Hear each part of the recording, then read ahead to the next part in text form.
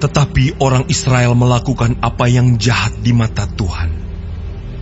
Sebab itu Tuhan menyerahkan mereka ke dalam tangan orang Midian 7 tahun lamanya. Dan selama itu, orang Midian berkuasa atas orang Israel. Karena takutnya kepada orang Midian itu, maka orang Israel membuat tempat-tempat perlindungan di pegunungan, yakni gua-gua dan kubu-kubu. Setiap kali orang Israel selesai menabur, datanglah orang Midian, orang Amalek, dan orang-orang dari sebelah timur, lalu maju mendatangi mereka. Berkemahlah orang-orang itu di daerah mereka, dan memusnahkan hasil tanah itu sampai ke dekat Gaza, dan tidak meninggalkan bahan makanan apapun di Israel, juga domba atau lembu atau keledai pun tidak. Sebab orang-orang itu datang maju dengan ternaknya dan kemahnya, dan datangnya itu berbanyak-banyak seperti belalang. Orang-orangnya dan unta-untanya tidak terhitung banyaknya, sekaliannya datang ke negeri itu untuk memusnahkannya. Sehingga orang Israel menjadi sangat melarat oleh perbuatan orang Midian itu. Lalu berserulah orang Israel kepada Tuhan. Ketika orang Israel berseru kepada Tuhan karena orang Midian itu, maka Tuhan mengutus seorang nabi kepada orang Israel yang berkata kepada mereka, "Beginilah firman Tuhan, Allah Israel. Akulah yang menuntun kamu keluar dari Mesir dan yang membawa kamu keluar dari rumah perbudakan. Aku melepaskan kamu dari tangan orang Mesir dan dari tangan semua orang yang menindas kamu. Bahkan aku menghalau mereka dari depanmu, dan negeri mereka kuberikan kepadamu. Dan aku telah berfirman kepadamu, Akulah Tuhan Allahmu. Maka janganlah kamu menyembah Allah orang Amori, yang negerinya kamu diami ini. Tetapi kamu tidak mendengarkan firmanku itu." Kemudian datanglah malaikat Tuhan dan duduk di bawah pohon tarbantin di Ofrah, kepunyaan Yoas, orang Abiezer itu. Sedang Gideon anaknya mengirik gandum dalam tempat pemerasan anggur, agar tersembunyi bagi orang Midian. Malaikat Tuhan menampakkan diri kepadanya dan berfirman kepadanya demikian, "Tuhan menyertai engkau, ya pahlawan yang gagah berani." Jawab Gideon kepadanya, Tuanku, jika Tuhan menyertai kami, mengapa semuanya ini menimpa kami? Di manakah segala perbuatan-perbuatannya yang ajaib yang diceritakan oleh nenek moyang kami kepada kami, ketika mereka berkata, "Bukankah Tuhan telah menuntun kita keluar dari Mesir? Tetapi sekarang Tuhan membuang kami dan menyerahkan kami ke dalam cengkeraman orang Midian." Lalu berpalinglah Tuhan kepadanya dan berfirman, "Pergilah dengan kekuatanmu ini, dan selamatkanlah orang Israel dari cengkraman orang Midian. Bukankah aku mengutus engkau?" Tetapi jawabnya kepadanya, Tuanku, dengan apakah akan kuselamatkan orang Israel? Ketahuilah, kaumku adalah yang paling kecil di antara suku Manasye, dan aku pun seorang yang paling muda di antara kaum keluargaku. Berfirmanlah Tuhan kepadanya, "Tetapi akulah yang menyertai engkau. Sebab itu, engkau akan memukul kalah orang Midian itu sampai habis." Maka jawabnya kepadanya, "Jika sekiranya aku mendapat kasih karunia di matamu, maka berikanlah kepadaku tanda bahwa engkau sendirilah yang berfirman kepadaku. Janganlah kiranya pergi dari sini sampai aku datang kepadamu membawa persembahanku dan meletakkannya di hadapanmu." Firman-Nya, "Aku akan tinggal sampai engkau kembali." Masuklah Gideon ke dalam, lalu mengolah seekor anak kambing dan roti yang tidak beragi dari seefa tepung. Ditaruhnya daging itu ke dalam bakul dan kuahnya ke dalam periuk. Dibawanya itu kepadanya ke bawah pohon tarbantin, lalu disuguhkannya. Berfirmanlah malaikat Allah kepadanya, "Ambillah daging dan roti yang tidak beragi itu, letakkanlah ke atas batu ini, dan curahkan kuahnya. Maka diperbuatnya demikian. Dan malaikat Tuhan mengulurkan tongkat yang ada di tangannya.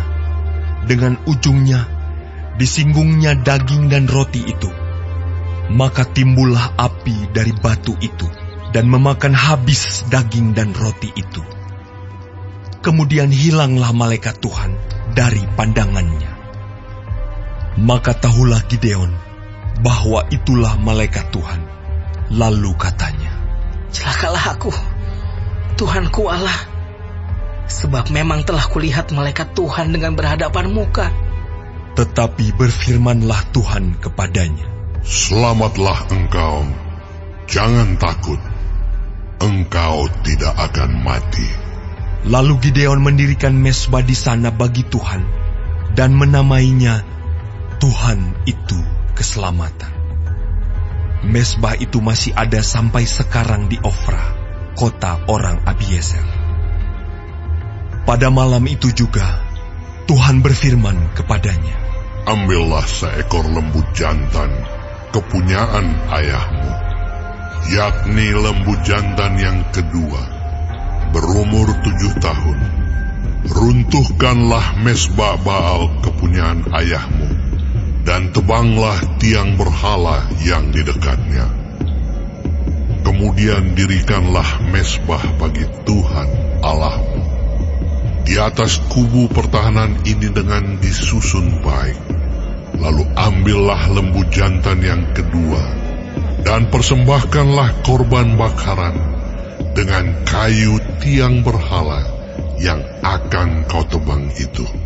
Kemudian Gideon membawa 10 orang hambanya, dan diperbuatnyalah seperti yang difirmankan Tuhan kepadanya. Tetapi karena ia takut kepada kaum keluarganya dan kepada orang-orang kota itu, untuk melakukan hal itu pada waktu siang, maka dilakukannya pada waktu malam. Ketika orang-orang kota itu bangun pagi-pagi, tampaklah telah dirobohkan mezbah Baal itu, telah ditebang tiang berhala yang di dekatnya, dan telah dikorbankan lembu jantan yang kedua di atas mezbah yang didirikan itu. Berkatalah mereka seorang kepada yang lain, Siapakah yang melakukan hal itu?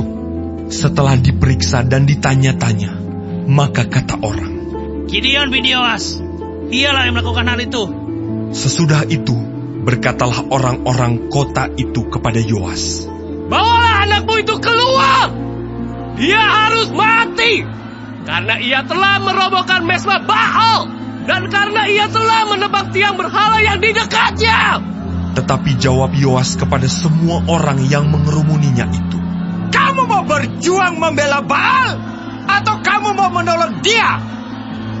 Siapa yang berjuang membela Baal akan dihukum mati sebelum pagi. Jika Baal itu Allah, biarlah ia berjuang membela dirinya sendiri setelah mezbahnya dirobohkan orang. dan pada hari itu diberikan oranglah nama Yerubbaal kepada Gideon, karena kata orang, Biarlah Baal berjuang dengan dia setelah dirobohkannya mezbahnya itu. seluruh orang Midian dan orang Amalek dan orang-orang dari sebelah timur telah berkumpul bersama-sama. Mereka telah menyeberang dan berkemah di lembah Yisrael. Pada waktu itu, Roh Tuhan menguasai Gideon.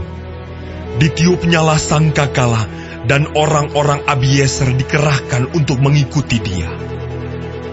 Juga dikirimnya pesan kepada seluruh suku Manasye, dan orang-orang ini pun dikerahkan untuk mengikuti dia. Dikirimnya pula pesan kepada suku Asyer, Sebulon, dan Naftali, dan orang-orang ini pun maju untuk menggabungkan diri dengan mereka. Kemudian berkatalah Gideon kepada Allah, Jika engkau mau menyelamatkan orang Israel dengan perantaraanku, seperti yang kau firmankan itu, maka aku membentangkan guntingan bulu domba di tempat pengirikan. Apabila hanya di atas guntingan bulu itu ada embun, tetapi seluruh tanah di situ tinggal kering, maka tahulah aku bahwa engkau mau menyelamatkan orang Israel dengan perantaraanku. seperti yang kau firmankan. Dan demikianlah terjadi, sebab keesokan harinya, pagi-pagi ia bangun. Dipulasnya guntingan bulu itu, dan diperasnya air embun dari guntingan bulu itu, secawan penuh air. Lalu berkatalah Gideon kepada Allah, Janganlah kiranya murka-Mu bangkit terhadap aku, apabila aku berkata lagi, sekali ini saja. Biarkanlah aku satu kali lagi saja mengambil percobaan dengan guntingan bulu itu. Sekiranya yang kering hanya guntingan bulu itu, dan di atas seluruh tanah itu ada embun.